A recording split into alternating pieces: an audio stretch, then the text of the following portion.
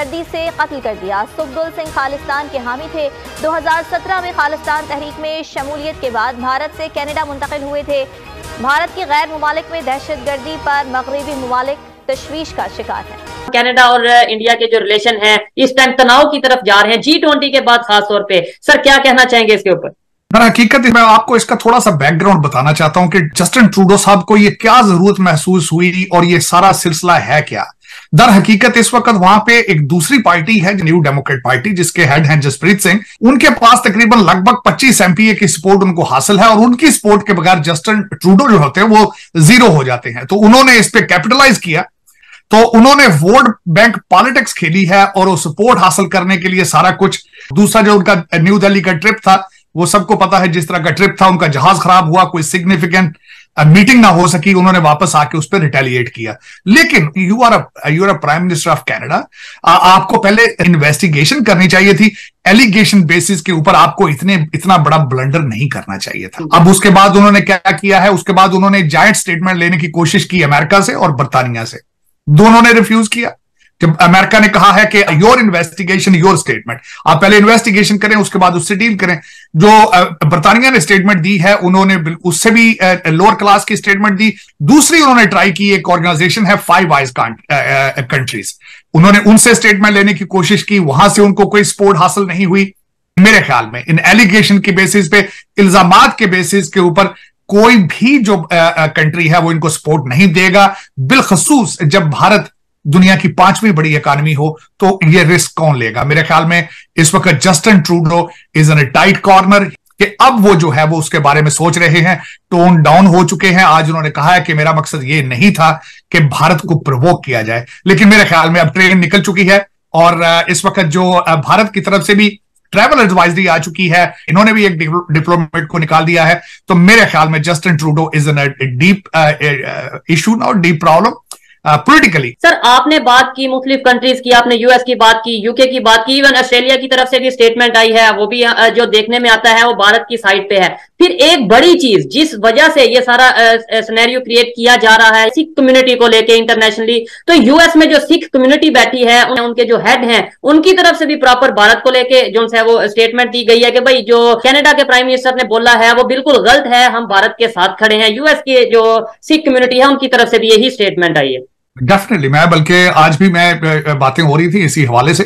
मैं ऐसी जगह पे था जहां पे सिख कम्युनिटी के लोग जो थे, they were talking to the media, तो उनके भी जज्बात यही हैं कि एलिगेशन बेसिस के ऊपर ये सब चीजें नहीं करनी चाहिए थी। सबसे पहले तो आज एक बड़ी खूबसूरत बात एक सिख लीडर ने की है, उनकी ऑर्गेनाइजेशन का नाम है सिख्स ऑफ अमेरिका। उन्होंने आज एक बात की, उन्होंने कहा कि जब एक सिख को भारतीय गवर्नमेंट ने टेररिस्ट डिक्लेयर किया था आज से 2 साल पहले, तो जस्टिन ट्रूडो ने उस वक्त उसके खिलाफ क्यों नहीं कोई एक्शन लिया।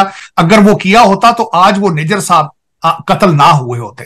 और दूसरा, वो कत्ल हुए हैं, जो एलिगेशन है, एक भी अरेस्ट अभी तक नहीं हुई। मैं समझता हूं कि ये वाकई ही अगर देखा जाए तो अगर 2 साल पहले एक आपके कंट्री का बंदा जो है उसको दूसरा कंट्री टेररिस्ट डिक्लेयर कर रहा है, तो आपको सोचना चाहिए था कि उस वक्त एक्शन लिया जाता उसके ऊपर। तो आज आप उसी चीज के ऊपर अब 3 महीने के बाद, उसके मर्डर के बाद, उसके ऊपर सियासत कर रहे हैं।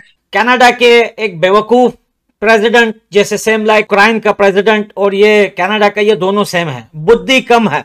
वो यूक्रेन वाला अमेरिका की खातिर रशिया से भिड़ गया और भाई ये खालिस्तानियों की वजह से हिंदुस्तान से भिड़ गया।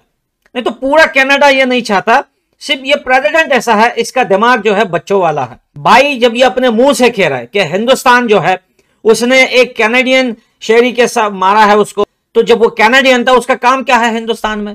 अगर ये सारे कैनेडियन हैं तो ये प्रोटेस्ट किस बात का करते हैं कनाडा में?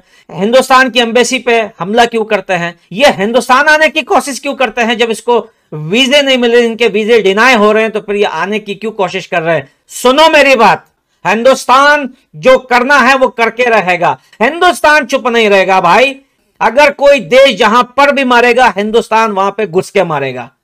वो दिन गए भाई कि कोई भी आके हिंदुस्तान पे अपनी बादशाहियां चलाओ। वो जमाना गया भाई कि चलो चलो लूटने चलो, हिंदुस्तान चलो, सोना लूटो, गोल्ड लूटो, हीरे जवाहरात लूटो। हिंदुस्तान बदल गया है।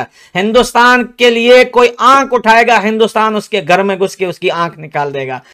हिंदुस्तान वेट नहीं करेगा कि हम रुको, उसको हमारे देश आने दो। जिसने जहां आवाज उठाई उसका मुंह वही बंद कर दिया जाएगा, चाहे वो पाकिस्तान के इस्लामाबाद में हो, कनाडा के टोरंटो में हो, किसी भी देश के किसी भी स्टेट में हो, वहीं से जाके उस बाइडेन ने यूएन में इंडिया की तारीफें शुरू कर दी। अब तक की आप जितनी भी इंडिया की स्टेटमेंट्स देखें या कुछ अरसे से, तो आपको टॉप लीडरशिप में से कोई बोलता नजर नहीं आएगा, लेकिन एक्शंस बहुत ज्यादा होते हुए नजर आएंगे। एक बात। दूसरी बात है, आपको बताऊं कि इस सारे प्रोसेस के अंदर जो स्टूडेंट्स हैं, एजुकेशन और ट्रेड के ऊपर भी बात करेंगे कि वो कैसे इम्पैक्ट हो रही है। इसके साथ साथ अमेरिकी सदर जो बाइडेन जो हैं, वो जिसे वो कहते हैं ना कि जिधर उनके एलाइज आपस में लड़ रहे हैं, उनके पास क्या चॉइस रह जाती है। ठीक है, मुझे ऐसे लग रहा है कि America is no more interested in वो जो होती थी ना preaching democracy everywhere.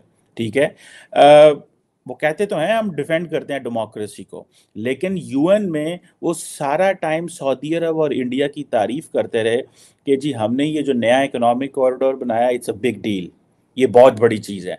So it means that the even अगर सऊदीज हैं जहां पे अथॉरिटेरियन गवर्नमेंट है, and when it comes to India, many western countries call it as an electoral autocracy, but still they believe this is an illiberal democracy or a democracy functioning, procedural democracy or whatever you call it. ठीक है, so the point here is कि ये जो चीज है इसको discuss करते हैं, लेकिन ये आपको इंडिया का आपको एक पैटर्न नजर आएगा। अब आप देखें, मैं जाती तौर पे व्हाट आई बिलीव इज, मुझे सबसे ज्यादा देखें, आपको जो इंटरेस्ट होना चाहिए ना वो यूथ में होना चाहिए। मुझे सबसे ज्यादा टेंशन, दुख, तकलीफ इस चीज की होगी इफ द कैनेडियन यूथ और Indian youth they are unable to visit each other, और इसमें ज्यादा इंडियन यूथ का नुकसान होगा if they don't get visas. मैंने बहुत सारे इंडियन पार्लियामेंटेरियंस की देखी हैं discussions, videos social media Twitter पर चलती रहती हैं, जहाँ पे वो कह रहे हैं कि हमें कनाडा से फ़ोन आ रहे हैं कि अब हमारा क्या बनेगा, हम आ सकेंगे कि नहीं आ सकेंगे। अब जारी बात है ये एक बड़ी चीज़ है, क्योंकि इंडियन स्टूडेंट्स बहुत ज़्यादा कनाडा जाते हैं पढ़ने पे, तो वो तो एक मसला बनेगा। लेकिन यहाँ पे जो प्राइम मिनिस्टर मोदी और उनकी जो कोर कैबिनेट है, जिसमें इस वक्त क्या नाम है, राजनाथ सिंह साहब तो नहीं इतना होंगे may be, but as a core cabinet वो जरूर होंगे, but the major decisions are being taken by doctor Jaishankar and NS Doval. दोनों मेजर डिसीजन ले रहे हैं और वो इस बात को कर रहे हैं। ठीक है जी, अब देखें कि जो जिसे वो कहते हैं ना, ये क्वेश्चन थोड़े से बड़े ट्रिकी हैं, ये कोई इतना आसान काम नहीं है। ठीक है जी, कनाडा के अंदर कुछ 1.4 मिलियन जो हैं वो इंडियंस रहते हैं, जो कि 3.7% बनता है पॉपुलेशन का। ठीक है जनाब, और ये आपको ये चीज़ बताएगी कि भाई ये क्या हो सकता है आइंदा आने वाले दिनों में।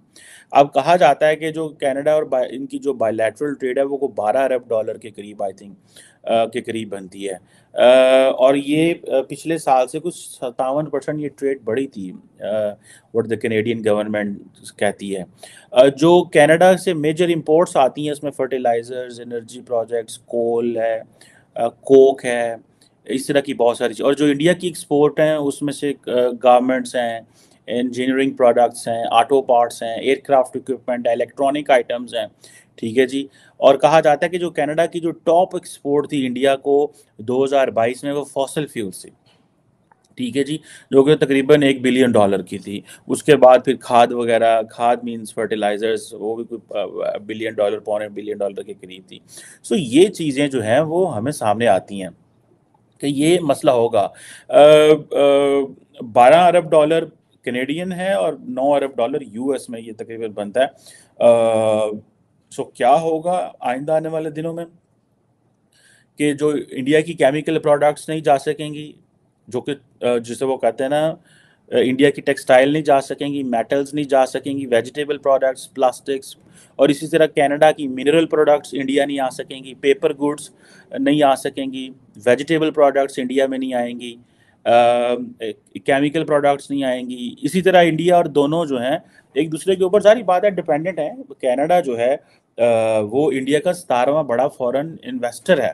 ठीक है जी, जिन्होंने कोई 3.25 अरब, $3.5 अरब 2000 से लेकर इस पर डाला है। From 2000 onwards the Canadians have put $3.6 billion in India.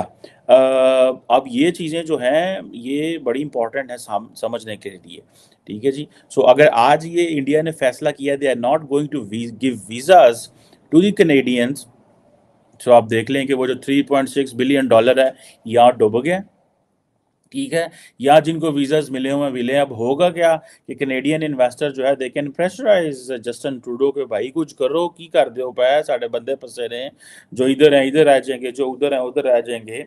अगर जिनको तो लंबे वीज़े मिल गए हुए हैं वो तो ठीक है आ जा सकते हैं, लेकिन जिनको नहीं मिले हुए, एंड देन ऑब्वियसली जब देखिए जब इस तरह का तनाव हो तो कारोबार कोई नहीं होता, simple, there is no business, ठीक है जी। और रिसेंटली कोई जो है इनके एग्रीमेंट्स भी होने थे लेकिन वो भी नहीं हो सके। अब इंडियन गवर्नमेंट करना क्या चाह रही है? इंडियन गवर्नमेंट को ये पता है कि कनाडा जो है वो इंडियन स्टूडेंट्स के ऊपर डिपेंड करता है, ठीक है जी, इंटरनेशनल स्टूडेंट्स के हवाले से। अच्छा, ये एक पाकिस्तानी लोगों के लिए भी अपॉर्चुनिटी है फॉर द पाकिस्तानी स्टूडेंट्स कि अगर इंडिया ने, आप देखते हैं कनाडा क्या करता है, कनाडा क्या बैन करेगा इंडियन वीज़ा को? मेरा नहीं ख्याल करेगा। उसकी वजह क्या है?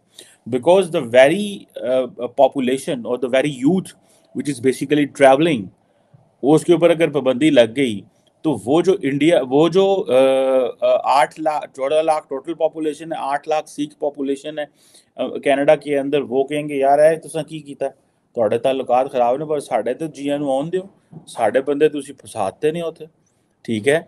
सो इंडिया को पता है कि भाई ये तो हमारे डॉलरों पे इनको फायदा हो रहा है, इंटरनेशनल स्टूडेंट्स जा रहे हैं, इंडियंस जा रहे हैं तड़ातड़ पैसे पाएंगे, $20,000 $25,000 $10,000 $25,000 देंगे, पढ़ेंगे जाके वो, ठीक है जी।